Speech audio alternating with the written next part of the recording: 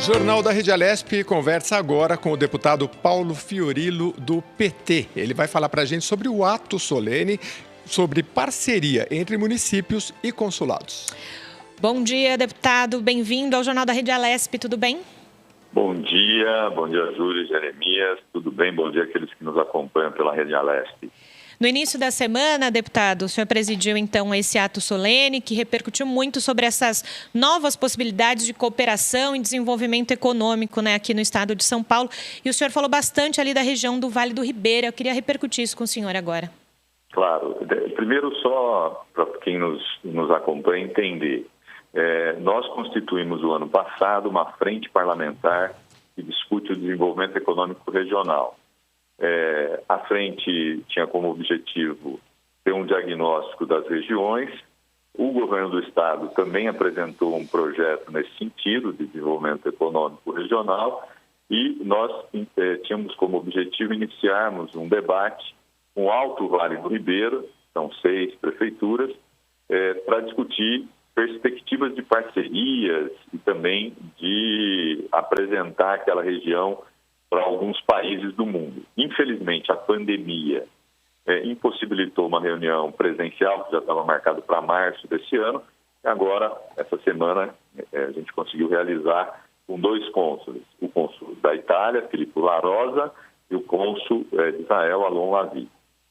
E tivemos a participação de 6 prefeitos, se eu não me engano, prefeitos e prefeitas, que discutiram e apresentaram a região para esses 2 consulados, com o intuito de buscar parcerias que possam melhorar a qualidade de vida, gerar renda e contribuir com o desenvolvimento econômico daquela região.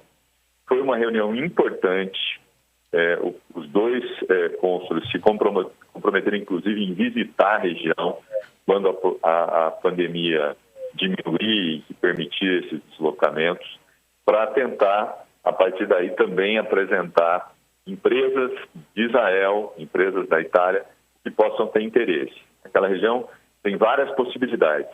Apesar de ser uma região com um amplo parque de preservação ambiental, você tem lá a possibilidade do turismo, os prefeitos apresentaram a questão da mineração, vários minérios importantes, inclusive já existe lá uma grande empresa que produz cimento. Você tem a possibilidade do Pinos, que hoje, em algumas cidades daquela região, resolver o problema do desemprego, mas eles precisam agregar valores, eles precisam ter o processamento da resina naquela região, o que faria com que o preço, depois de comercialização, aumentasse, melhorando economicamente a região, tanto para as prefeituras como para os moradores. Então foi uma primeira experiência. Nós convidamos a Comissão de Relações Internacionais. O presidente, infelizmente, não conseguiu entrar, porque a gente fez uma reunião virtual, mas teve lá também a presença do deputado Frederico D'Ádila, que é membro da comissão, e eu vou aqui declinar os prefeitos para não ser injusto.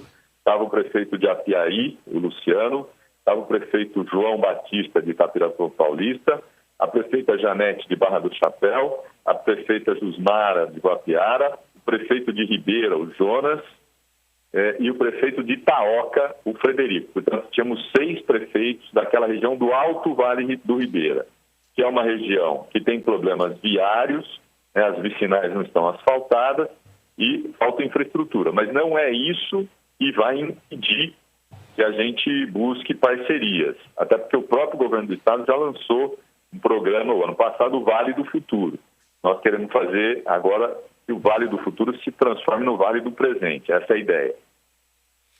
Deputado Jeremias falando, e em relação à tecnologia, Eu sempre vejo representantes dessas regiões querendo trazer polos tecnológicos importantes. É uma briga também. O Vale do Ribeira também tem esse aspecto ou não é a vocação? Assim, eu acho, Jeremias, que no caso do Vale do Ribeira, a gente tem outros aspectos que podem ser valorizados. Eu falei aqui de 3. Além disso, você tem a agricultura familiar, você tem outras ações que são menores do ponto de vista da economia local. Eu acho que essa questão mais da tecnologia, por exemplo, nós discutimos com Israel. Israel é um país pequeno, mas que desenvolveu de forma forma muito rápida um parque tecnológico de pesquisa e de resolver soluções. Por exemplo, você pega o problema da água, que eles estão num deserto, eles construíram equipamentos para dessalinizar a água do mar. Eu tive a oportunidade, quando fui vereador em São Paulo, de visitar Israel. Não só eu, mas outros vereadores, inclusive o deputado Telhada, que esteve comigo, o deputado José Américo, que eram vereadores da época, a gente foi a Israel. E eles, com pouca água potável, conseguiram equacionar. Então, isso nos interessa.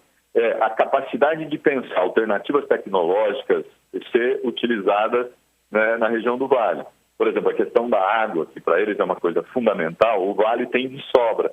Porque você tem grandes nascentes, você tem reservas muito grandes de água. Então, esse tipo de parceria pode ser uma parceria importante.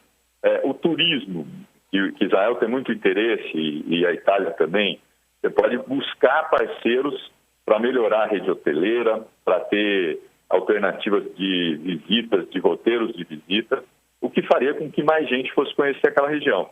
Para quem está aqui, parece ser longe, falar em 350 quilômetros de São Paulo, mas eles estão muito próximos do Paraná e de Curitiba também.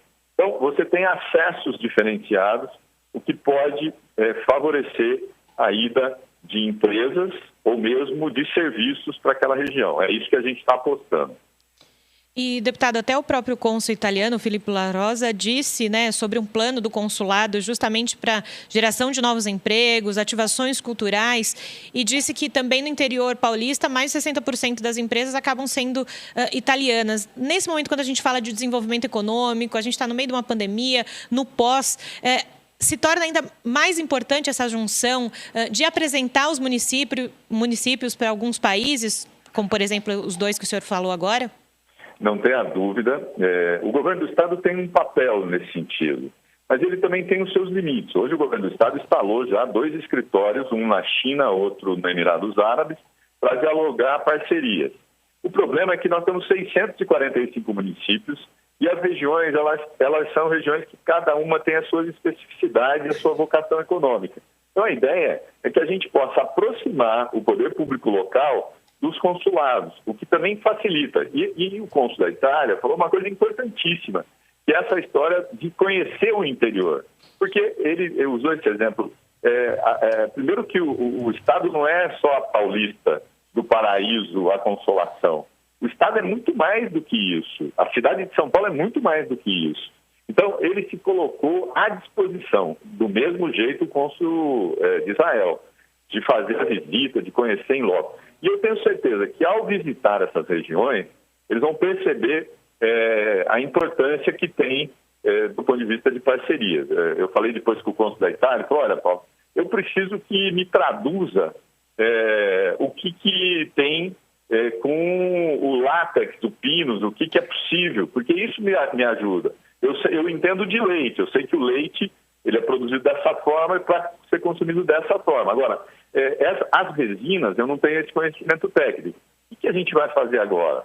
Além de proporcionar uma visita em loco, né, que nós estamos já combinando, o próprio deputado Frederico, que também é da região, se dispôs a ajudar, traduzir para os 2 consulados quais são as riquezas naturais que podem ser exploradas e para que elas vão servir a hora que agregar valores. Uma segunda coisa, além desses 2 consulados, nós temos outros consulados que já se colocaram à disposição. Suécia. A gente tem uma conversa muito boa com o cônsul da Suécia e se dispôs, inclusive, também a participar de um encontro como esse, um encontro virtual. Falei com o líder do governo, da gente também promover um encontro desse na região oeste do estado. Vamos fazer na região do Pontal do Paranapanema.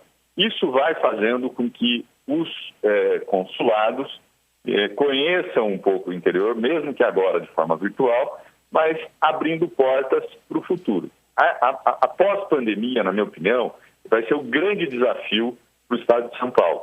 Como é que você traz parceiros de fora para ajudar na retomada da economia, gerando emprego e melhorando a qualidade de vida das pessoas com uma renda melhor do que a gente tem?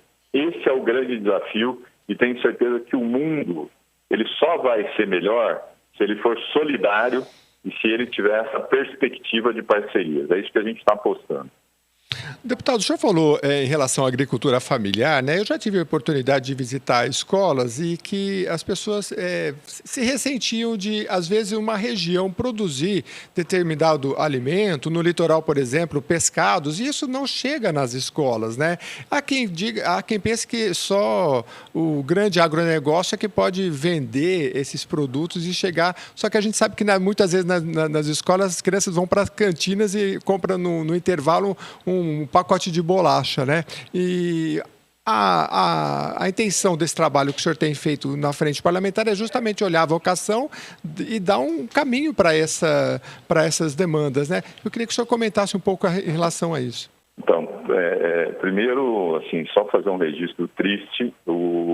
Nós tivemos lá em Brasília o presidente da República vetando um projeto conhecido como Assis Carvalho, que discute auxílio à produção, à agricultura familiar nesse momento da pandemia. Infelizmente, o governo vetou 14 artigos, só 2 foram aprovados, que é uma pena nesse momento tão triste da pandemia e para quem precisa continuar produzindo para que as pessoas tenham comida em casa.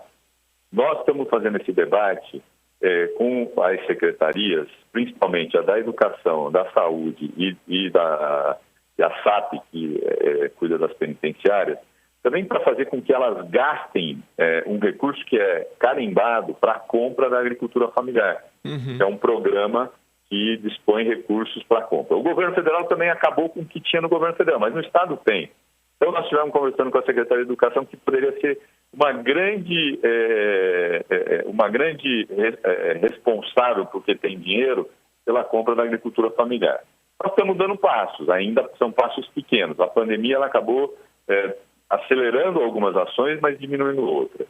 Eu acho que nós temos condições de fazer com que o Estado compre do agricultor familiar, fazendo com que você valorize e mantenha empregos nessa área que é tão importante. Agora, é preciso ter também um entendimento por parte do Estado da importância disso. Eu vou dar um último exemplo que eu acho que tem a ver com a sua fala. Indo ao litoral, a região lá de Peruíbe, de Itaém, conversando com o pessoal da região, eles falam, a gente tem uma quantidade enorme de peixe, tanto peixe que é criado, que tilápia, que é para vender, como peixe aqui no mar. E o Estado poderia incluir no cardápio. Eu apresentei um projeto de lei, está tramitando, para incluir o peixe no cardápio das escolas. Não precisa necessariamente ser o peixe, porque você tem o risco de uma criança engolir uma espinha e passar mal. Mas você pode ter bolinhos de peixe, pode ter uma série de outras coisas. Eu falei com o secretário da Educação e disse, olha, eu fui secretário no norte do país. E lá a gente investiu na compra do peixe para colocar na merenda, porque tinha tudo a ver, a gente tem grandes rios. Então, acho que a gente tem dado passos importantes nesse sentido. Óbvio que também os nossos passos são no legislativo. A gente depende muito do executivo para poder avançar nesse sentido. E o cônsul italiano, falando de novo dele, ele usou o termo de desbravar o interior, né? Que muitas vezes não se olhou com tanto carinho para o interior paulista, como o Jeremias disse há pouco, deputado. Não só o agronegócio com as grandes empresas, com as grandes indústrias produzem, né? Muitas vezes essa agricultura familiar, ela gera muita renda não só para aquela cidadezinha menor no interior, né? Mas também para o seu entorno.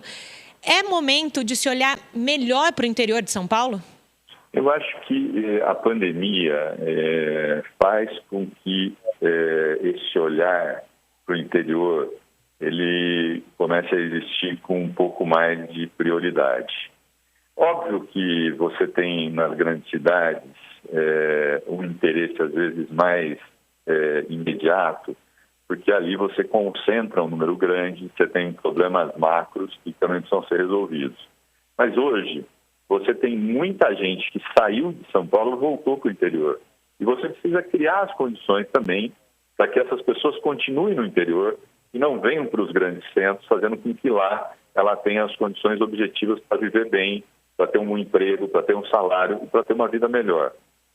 Hoje, infelizmente, com a política que o governo do Estado de São Paulo implementou na questão dos presídios, você transformou o interior numa grande plantação de presídios, fazendo com que muita gente saia daqui para ir para o interior e fazendo com que também aumente o número de pessoas circulando, aumente os problemas de uma cidade grande. Agora, o Estado precisa olhar para o interior não só no discurso, precisa ter ações práticas. Uma delas é essa que eu estou falando do investimento na agricultura familiar, nos pequenos produtores rurais, a questão de levar os países que têm interesse no Brasil e no estado de São Paulo para conhecer as regiões. Você não pode garantir investimento num raio de 150, 200 quilômetros da cidade de São Paulo. Você precisa garantir num raio de 400, de 500, de 600 quilômetros. Você precisa olhar para o Pontal do Paranapanema e ver como é que você pode ajudar a investir para atrair empresas. Você precisa olhar para a região de Araçatuba, para o Alto Vale, para o Vale do Ribeira. Então, essas são, na minha opinião, são os principais desafios que estão colocados e nós vamos enfrentar, mesmo no momento de pandemia, porque nós vamos ter o pós-pandemia, nós vamos precisar estar preparados para isso. O senhor falou no início da frente parlamentar, né, de desenvolvimento econômico regional. Eu queria que o senhor falasse aí dos próximos passos, né? O senhor que coordena esse trabalho, está sendo virtual? Como é que as pessoas podem participar? Então, como nós estamos, a Assembleia decidiu ter sessões presenciais. E essa semana deve ainda discutir, possivelmente amanhã ou na semana que vem, se vai retomar sessões virtuais. Uhum. Como a gente está com esse impasse, a Assembleia criou uma comissão de relações internacionais. Uhum. E a nossa intenção era também fazer com que a Comissão de Relações Internacionais pudesse pautar esses temas. Concomitantemente a isso, a gente tem aproveitado a frente que pode fazer reuniões virtuais para discutir com os cônsules que têm interesse no Estado e os prefeitos. Eu, como disse, falei com o líder do governo, a gente promoveu um encontro com os prefeitos da região oeste. O cônsul da Itália já me disse, estou à disposição, deputado, se vocês quiserem fazer outras com outras regiões, me chame. Eu já falei do cônsul da Suécia. Na China, a gente fez uma reunião com a cônsul da China, que também tem interesse. Emirados Árabes, a gente abriu uma conversa, conversamos com a Espanha, conversamos com a Holanda, queremos conversar com a Alemanha. Então, assim, nós vamos fazer com que a Frente e a Comissão de Relações Internacionais possam também dialogar de forma complementar, pensando nesses movimentos virtuais e presenciais.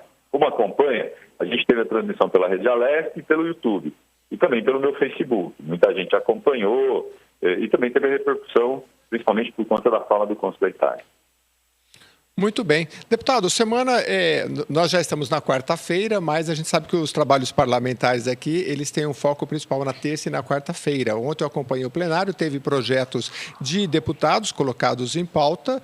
E qual é a perspectiva dessa semana? Eu sei que tem sempre a reunião de colégio de líderes, não depende só do senhor, mas tem alguma perspectiva de debate de plenário?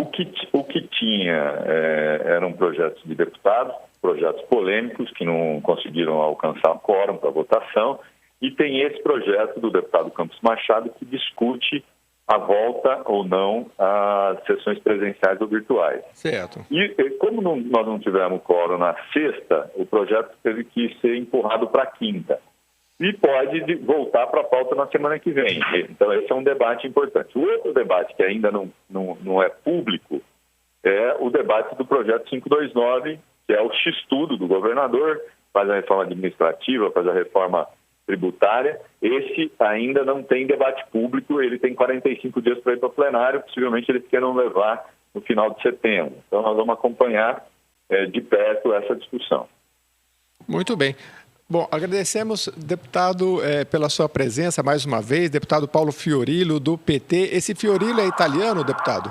Fiorillo é da Itália, da Calábria, da região sul da Itália. Veramente. Mas eu sou descendente de italiano por parte de pai e por parte de mãe. Por parte de mãe é da região da Bolonha, uma cidade chamada Castello di Casio. E por parte de pai é da região da Calábria, que eu não descobri ainda qual é a cidade lá na Calábria.